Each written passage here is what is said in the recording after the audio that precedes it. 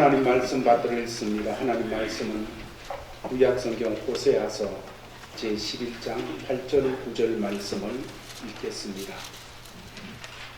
에브라임이여 내가 어찌 너를 놓겠느냐, 이스라엘이여 내가 어찌 너를 버리겠느냐, 내가 어찌 너를 아드마같이 놓겠으며 어찌 너를 소보임같이 두겠느냐. 내 마음이 내 속에서 돌이키어 나의 긍휼이 온전히 불붙듯하도다. 내가 나의 맹렬한 진노를 나타내지 아니하며 내가 다시는 에브라임을 멸하지 아니하리니 이는 내가 하나님이요 사람이 아님이라. 내 가운데 있는 거룩한 이니 진노함으로 내게 임하지 아니하리라. 아멘. 우리가 무엇을 하든지 또 어떤 길을 가든지 간에 마음에다가 무엇을 깔고 바탕에다가 무엇을 두고 가느냐 하는 것은 참 중요합니다. 2020년 하나님이 허락하셔서 우리가 가보지 않은 이 길을 또 가게 되어질 때 우리 제일가족들을 생각하면서 우리 신앙생활에서 마음에다가 무엇을 두고 이 한 해를 걸어가면 좋을까 하는 것을 묵상하다가 우리 마음 바탕에다가 하나님이 나 사랑하신다, 하나님이 나를 은혜로 대해 주시고 긍휼로 여겨주신다 하는 이 사실을 마음 바탕에다가 깔고 그렇게 신앙생활하면 참 좋겠습니다 하는 생각이 들어서 오늘 이 본문을 택하여서 2020년 우리가 함께 이 길을 걸어갈 때 우리 마음에다가 주님이 나 사랑한다 하는 이것을 두고 살아가는 역사가 넘치기를 주의 이름으로 축원합니다. 하나님이 나를 긍휼로 대해 주신다.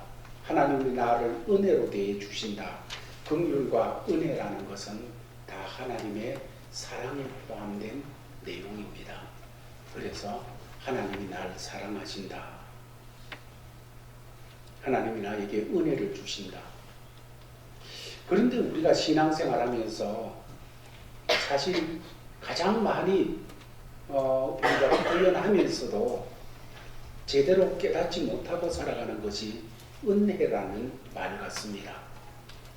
가령 우리가 하나님 앞에서 뜻듣지 못한 것 같은 그런 삶이 보여지게 되고 내가 깨달아지게 될 때 회개라는 것을 하게 되어집니다. 하나님 잘못했습니다 하고 회개를 하는데 그 회개하는 마음 바탕이 어떤 것이 깔려 있는가 하면 하나님 이제부터 잘해가지고 그동안 잘못했던 것을 만회해 내겠습니다 하는 것 같은 마음이 바탕에 깔려서 하나님 잘못했습니다 하면서 회개하는 그런 식의 경우가 참 많이 있지 않나 생각하게 되어집니다. 그러나 원래 성경이 우리에게 말하고 있는 회개라는 것은 내가 나를 의지하고 내 힘으로 뭔가를 하나님 기쁘시게 하고 아니면 뭐 이루려고 하고 나를 의지하고 내 힘으로 하려고 했던 것이 하나님 그게 잘못입니다. 이것은 내 힘, 내 방법으로 해야 될 것이 아니고 하나님이 도와주셔야 되고 하나님께서 주셔야만 되는 것입니다 하는 정답으로 돌아가는 것이 회개입니다. 회개라는 것은 지금까지 내가 잘못했으니까 앞으로 그렇게 틀린 쪽으로 가지 않고 바른 쪽으로 가겠습니다 그런 결심이나 주장이 아니라는 거예요. 성경은 이런 부분들을 대단히 여러 곳에서 여러 내용들을 가지고 강조하고 있습니다. 왜 하나님 앞에 온전하지 못한가? 왜 제 속에 떨어졌는가?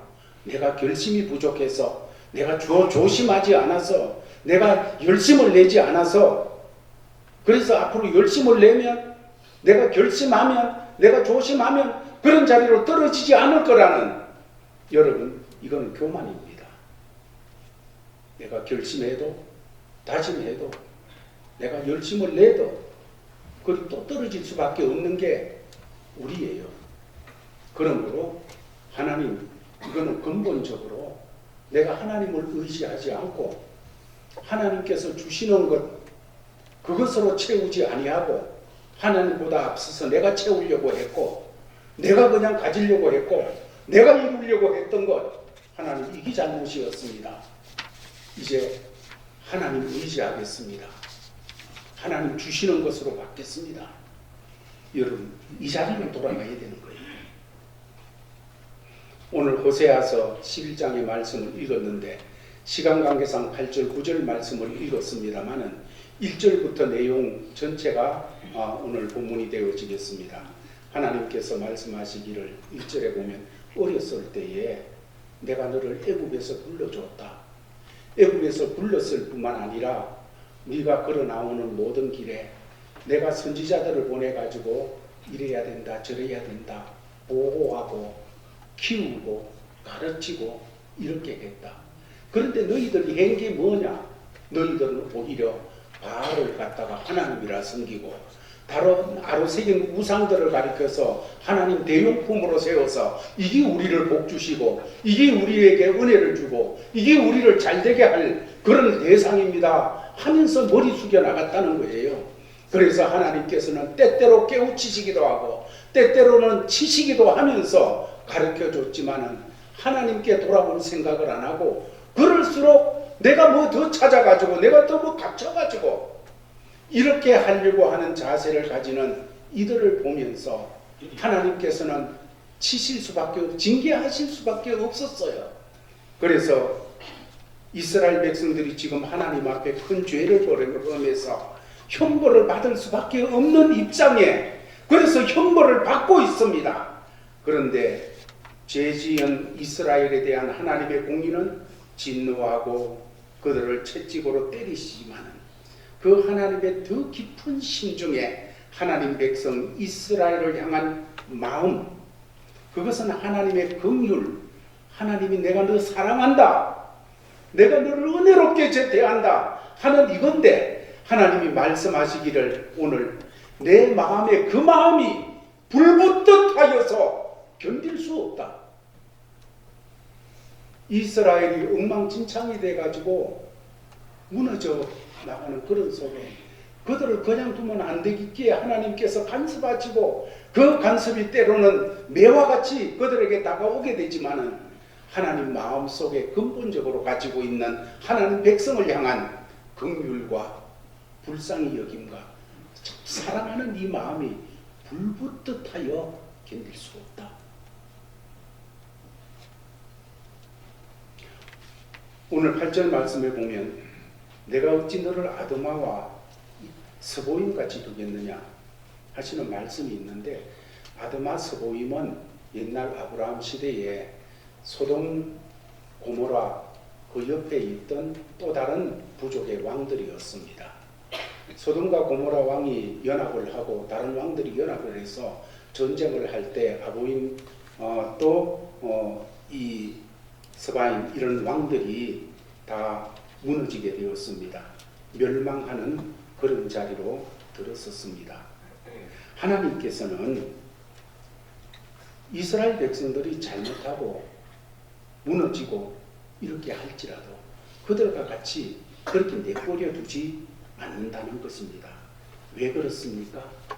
하나님의 자녀로 사랑하기 때문이다. 내가 너를 사랑하기 때문에 그냥 둘 수 없다. 가령 우리 자녀들이 어렸을 때 아니면 우리가 어렸을 때 밖에 나가서 막 놀다가 날이 어두워집니다. 어떻게 해야 됩니까? 아이고 어두워졌는데 어디 갔고 걱정 안 해도 돼요. 집으로 가면 됩니다. 추워졌어요. 배가 고파요. 어떻게 해야 됩니까?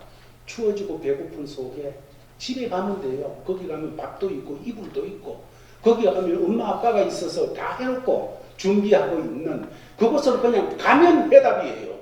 다른 게 해답이 아니에요. 어떻게 그러면 이 어두운 것을 어떻게 더 밝힐까?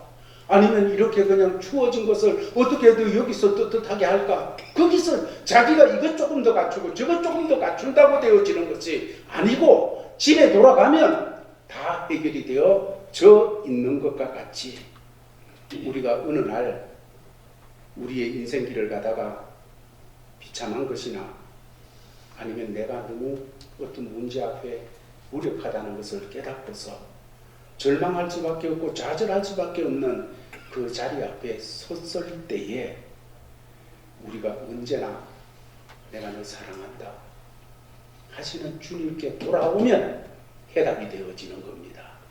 믿습니까? 자녀가 집에 돌아가면 다 됐어요.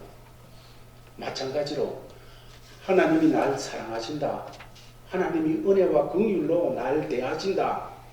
그 하나님이 나의 하나님이다 하는 것을 마음에 둔다면 우리가 걸어나가는 그 삶의 자리가 어떻게 비틀거리더라도 그 날 사랑하신다는 하나님 아버지 앞으로 돌아가면 그 품에 안기면 다 됩니다.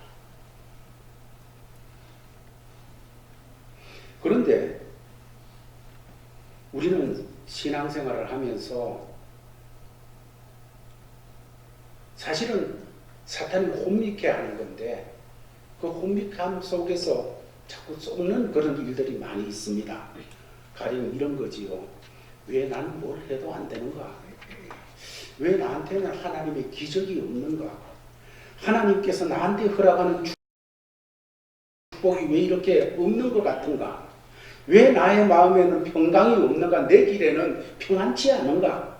내가 무엇이 없어서 그런가? 뭐가 모자라서 그런가? 내가 기도를 덜 했는가? 내가 믿음이 약한가? 그러나 여러분, 이런 식의 발상 자체가 사실 성경적인 것이 아닙니다. 성경은 내가 나를 어떻게 더 가다듬고 나를 더 어떻게 치장해야 성도다워진다고 이야기하지 않습니다. 그렇게 하는 것이 아니라 언제나 내가 가진 것으로 무기를 삼지 않고 내가 어떤 조건들과 부속품을 마련해가지고 나를 더 튼튼하게 하지 않고 주님에게 나를 온전하게 맡겨버릴 것인가? 어떻게 나를 주님 앞에 이 사건 앞에서 이 문제 앞에서 더 온전히 맡겨드릴 수가 있는가 하는 것을 묻고 있습니다. 얼마나 내가 더 갖추어서 얼마나 내가 더 하나님 앞에 떳떳하게 만들어서 하나님 앞에 이렇게 설 수 있느냐. 여러분, 그게 신앙 아니에요.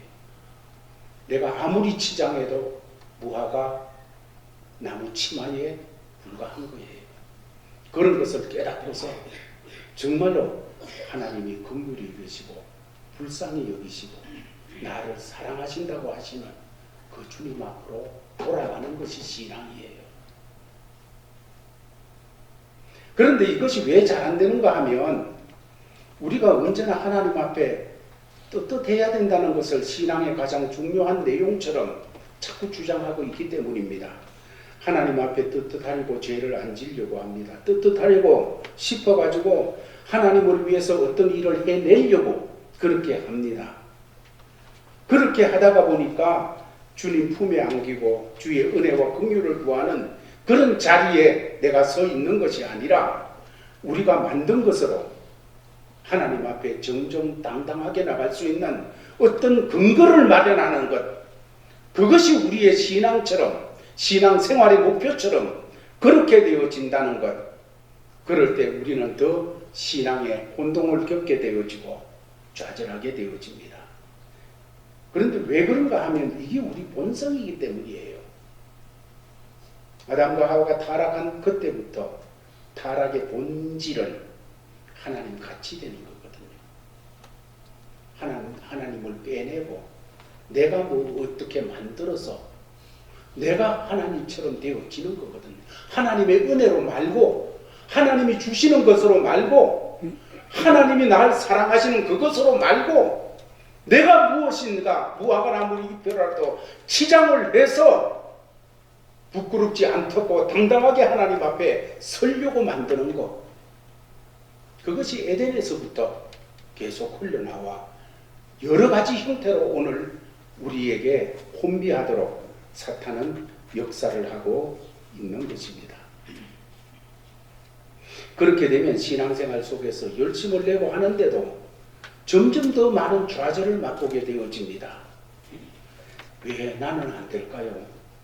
하는 질문이 제일 많이 나오게 되어집니다. 왜 나는 좋은 신앙생활을 못할까? 왜 나는 하나님을 기쁘시게 하지 못할까? 왜 나는 날마다 유혹에 말려들고 나는 타락하는 자리로 떨어지고 하나님이 싫어하는 일만 하는 사람이 되어질까? 하나님이 좀 기뻐하시는 그런 일을 하며 살면 좋을 텐데, 그러면서도 하나님이 기뻐하시는 일을 어느 수준만큼 쌓을 때까지 하나님 앞에 나가서 하나님 앞에 내 모든 걸 맡기기를 거부하고 하나님이 우리를 사랑하셔서 긍휼로 부르고 있다는 이 사실에 대해서 마음이 다쳐지게 되어집니다. 그러나 우리가 기억할 것은 우리 예수 믿는 성도들의 가장 큰 은혜의 기회는 나 자신의 무력함과 나 자신의 허망함과 나 자신의 할 수 없음을 바로 깨닫는, 느끼는 그 순간이에요.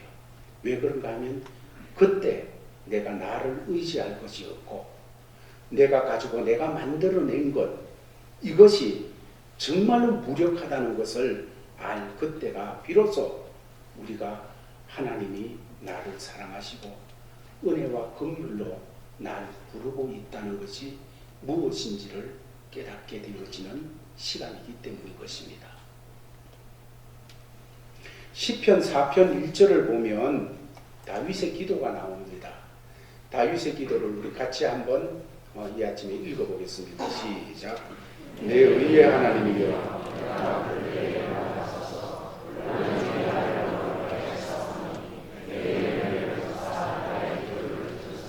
아멘. 됐습니다. 내 의의 하나님이여, 내가 부를 때에 응답하소서. 내가 부를 때 하나님 응답하소서.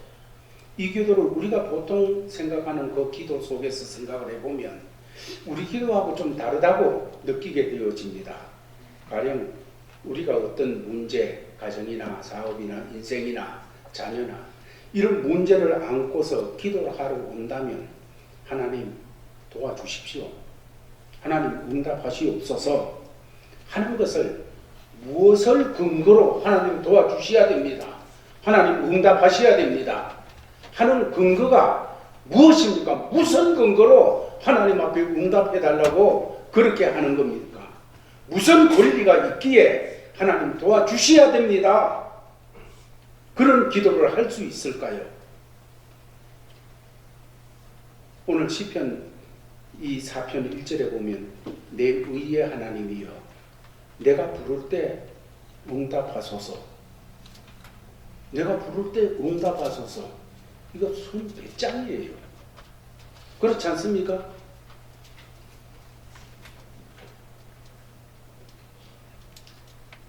그러니까 시편에 많은 기도가 이렇게 되어져 있는데 이것은 사실 성경에 기록된 성도들이 갖는 제일 큰 신앙의 근거가 바탕이 되어져 있어요. 그러니까 내가 이렇게 하니까 하나님, 내가 응답해 주면 이렇게 할 거니까 하나님 응답해 주십시오, 하나님 응답해 주시면 저렇게 살 테니까 하나님 응답해 주십시오 하는 것이 아니라 내가 부를 때에 응답하소서, 이 바탕에 갈린 건 뭔가 하면 하나님, 내가 하나님 자녀니까 응답해 주십시오, 하나님이 나 사랑하시니까 응답해 주십시오. 완전 배짱이에요, 배짱. 여러분, 그러나 성경은 이 신앙이 바른 신앙이라고 얘기하고 있습니다. 우리가 자녀들을 키웠지 않습니까? 자녀들을 키우면서 자녀들을 사랑합니다. 자녀들도 부모가 자기를 사랑하는 줄 알고 있습니다. 사랑하는 줄 알고 있으니까 부모에게 배짱을 부릴 때가 참 많이 있습니다. 아이들에게 있어서 제일 큰 배짱이 뭔가 하면 배짱 부리는 거지, 나 밥 안 먹어, 밥 안 먹는다는 거예요. 여러분, 밥 안 먹으면 누구 손해입니까? 엄마 손해입니까? 아빠 손해입니까? 아니요. 지 손해예요. 그렇잖아요. 그런데도 밥 안 먹어 이게 배짱이 되어지고 무기가 되어지는 이유가 뭡니까? 부모가 자기를 사랑하는 그것을 아니까 투정 부리는 그거 그냥 쫓아내가지고 그래 굶어 봐라 하고 며칠을 그냥 문도 안 열어주고 그랬으면 좋겠는데 그렇게 못하는 부모, 사랑하는 부모라는 걸 아니까 그게 배짱이 되어지는 거예요. 그러니까 이와 같이 성도들의 기도, 성도들의 신앙에 가장 큰 바탕 되어지는 근거, 가장 큰 배짱이 되어지는 근거가 뭔가 하면 하나님이 나 사랑하는 줄 아는 거예요. 부모가 나 사랑한 줄 아니까 밥 안 먹어. 여러분 이게 배짱이 돼가지고 내가 기도할 자격이 있느냐? 내가 기도를 응답받을 만한 업적이 있느냐? 내가 하나님 앞에 응답해 주셔야 됩니다 하는 요청할 근거가 있느냐? 없느냐가 아닙니다. 바로 성도 자신의 신분이 배짱이 될 거예요. 하나님의 아들, 하나님의 딸됨, 여러분 이 자체가 응답해 주셔야 됩니다. 하나님 도와주셔야 됩니다. 하나님이 내 편이 되어 주셔야 됩니다 하는 근거가 되어진다는 거예요. 내가 하나님의 사랑받는 아들이요 딸이다. 이것이 성도들로 하여금 우리 제일가족들로 하여금 이 안에 제일 배짱 있는 소리를 하게 하는 바탕이 되어지기를 예수님의 이름으로 축원합니다.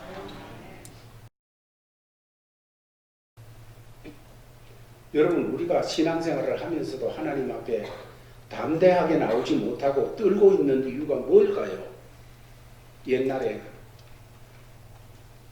어렸을 때 부모님들한테 잘못하고 나면 방에 들어가긴 들어가야 되겠는데 들어갈 용기가 안 나고 하니까 울통 옆에 그냥 우두커니 있어가지고 물 들면서 여러분 그렇게 쩔쩔매고 있는 거 아버지 엄마가 알 때 그거 좋아할까요? 아니에요. 우리 성도들의 신앙생활에 있어서 가장 안 된 자리는 잘못된 자리는 하나님이 나를 사랑하고 있는 줄 모르는 자리입니다. 내가 이 안에 걸어가는 걸음걸음마다 그 자리에 하나님이 나를 사랑하고 계십니다.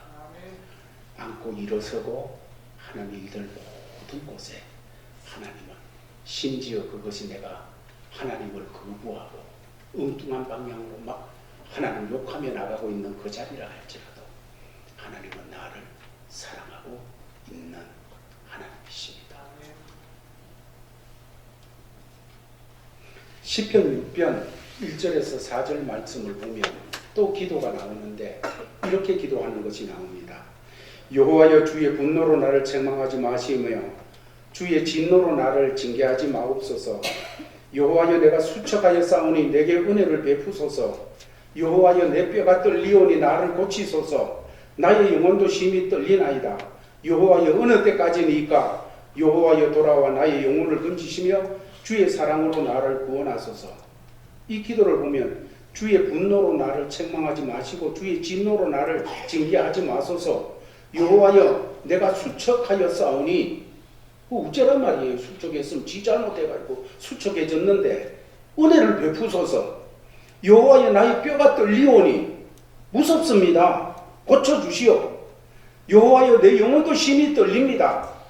어느 때까지입니까? 빨리 와서 날 고쳐주시고 날 세워주시고 나를 구하여 주시옵소서. 여러분 오늘 이 말씀 시편 6편에 있는 말씀을 제 경험대로라면 제가 3남매를 키웠는데 이제 첫째가 딸이고 둘째가 아들, 막내가 아들입니다. 첫째 둘이가 첫째와 둘째가 학교를 다녔습니다. 제가 구리에서 목회를 할 때니까 구리 초등학교를 들어가서 학교를 다니고 있고, 이제 둘째가 초등학교 4학년이 되었을 때 막내가 1학년에 들어갔습니다. 1학년에 들어가가지고 이제 한 달쯤 학교를 다니다가 보니까 이 학교라는 것이 만만한 것이 아닌 걸로 느껴지는 것 같아요. 그래서 형하고 둘이 학교를 쭉 가서 학교 대문 앞에 딱 서게 되어지니까 들어가기 싫은 마음이 생겨진단 말입니다. 그래서 지 혼자 들어가지 않으면 그래도 덜한데 형을 살살 꽂아가지고 형, 나 지금 학교 들어가기 싫어. 이렇게 얘기를 하고 그래가지고 형이고만 동생에게 설득을 당하게 되어집니다.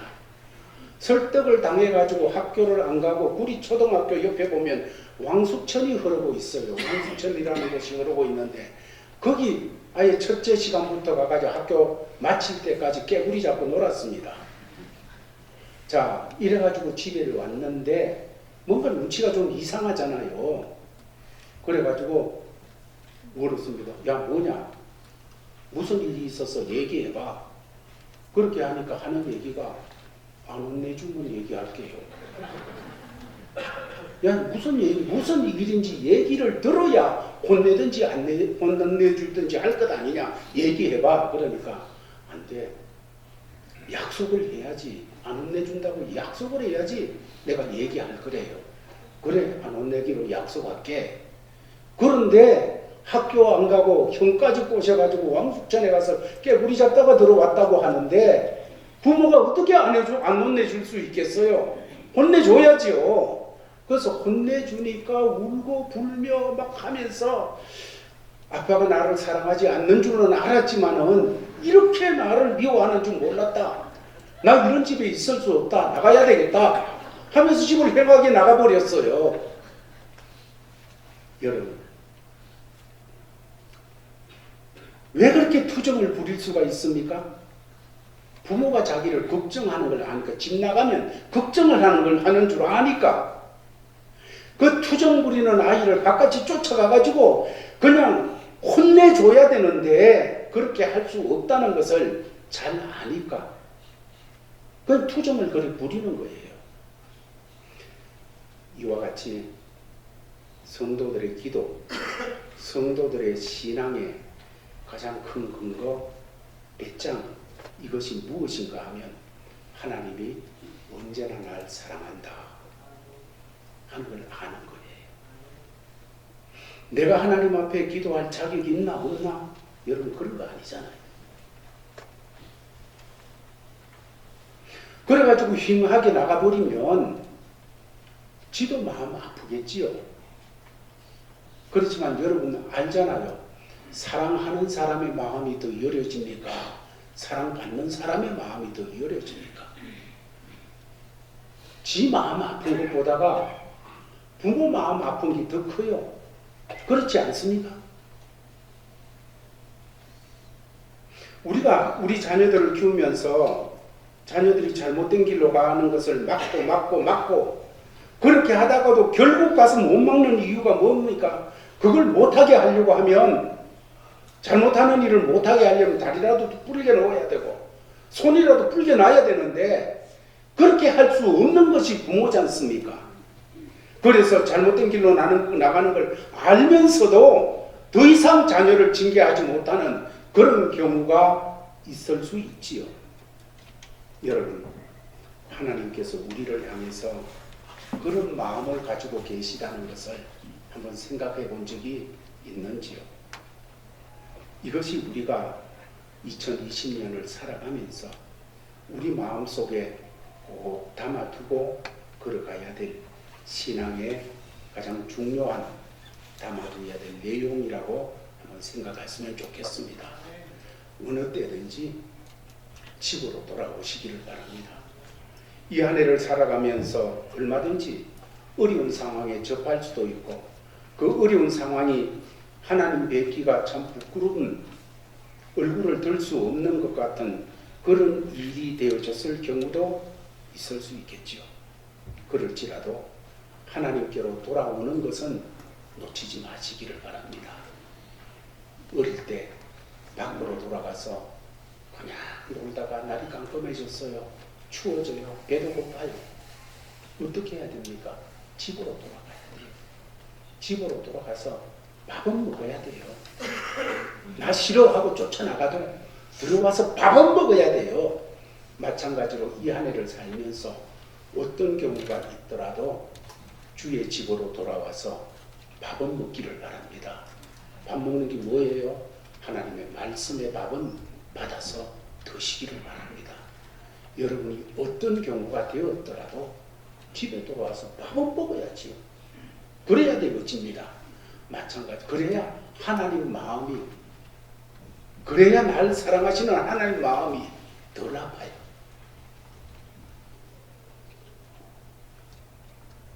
하나님께서 2020년을 살아갈 때 우리 편이 되어주시고 하나님이 날 사랑하시고 나를 붙들고 계시는 그 하나님의 마음 바탕에 나를 향하여 하나님의 사랑이 뿌듯하다는 그 표현을 여러분 기억하시기를 바랍니다. 이것을 기억하면 두려울 게 뭐가 있겠습니까? 이 한 해를 살아갈 때 어떻게 될지 우리는 안 가본 길이기 때문에 아무도 모릅니다. 국가적으로나 사회적으로나 개인적으로 어떤 일이 일어날지 모릅니다. 그러나 그 모든 일에서 우리가 꼭 기억해야 될 것은 오늘 호세아 선지자를 통해서 말씀하시는 것처럼 하나님의 사랑이 물붓듯하여 날 그렇게 사랑하고 있다는, 날 사랑하시는 하나님에 대한 마음을 놓치지 말자는 것입니다. 이것이 여러분의 마음에 어려움과 슬픔과 절망을 몰아내고 어떤 때든지 감사와 찬송과 기쁨으로 채우는 그 내용이 되어지기를 바랍니다. 하나님이 날 사랑하신다. 사랑하니까. 그렇게 되어질 때 현실이 어떠하더라도 그걸 통해서 하나님 것으로 채운다. 금년 한 해를 우리 제일 가족들이 생활하면서 우리 하나님의 사랑으로 더 성숙하게 되어지고 더 든든하게 되어지기를 주의 이름으로 축원합니다.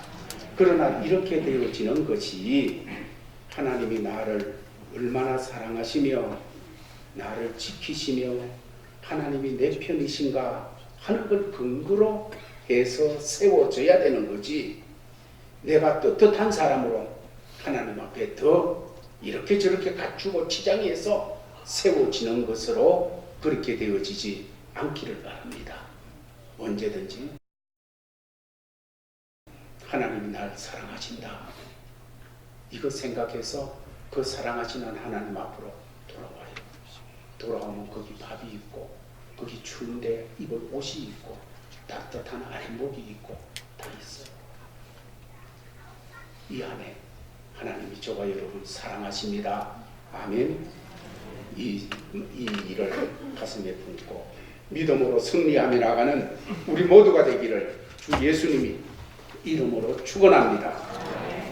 아버지 하나님 감사합니다. 오늘 말씀 주셔서 받았습니다. 우리를 사랑하시는 하나님의 마음이 불붙듯하다고 하신 이 표현대로 이 안에 우리를 사랑하실 터인데 우리도 그 하나님 앞에 합당한 반응을 드러내며 살아가는 하나님의 사람들이 되게 하여 주시옵소서. 주 예수 그리스도의 이름으로 기도하옵나이다.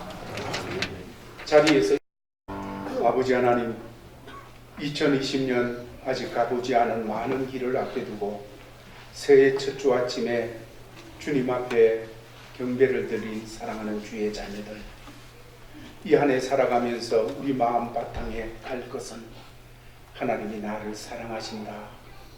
나를 사랑하시는 하나님, 이 사실을 마음에 두라고 증거하였습니다. 오 주여, 이 한 해 살아나가면서 바탕에 둔 하나님이 나를 사랑한다는 이 말씀, 이 사실이 때때로 지혜가 되고 때때로 능력이 되고 때때로 새 힘이 되어지고 때때로 우리의 참으로 지혜가 되어지는 놀라운 역사가 되도록 은혜를 입혀 주옵소서. 그래서 이 주님과 동행하며 승리하게 하시고 더 성숙된 믿음의 자리에 서는 하나님의 사람들 다 되어서 하나님이 은혜로 주는 것 믿음으로 잘 화합하여 내 것으로 받아 누리는 이런 삶을 감당해 나가는 이 한 해가 되게 하여 주옵소서 하는 자세로 주신 삶의 자리로 나가는 믿음의 군속들에게 주 예수 그리스도의 크신 은혜와 하나님 아버지의 사랑과 성령의 교통하심이 항상 함께 있을지어다.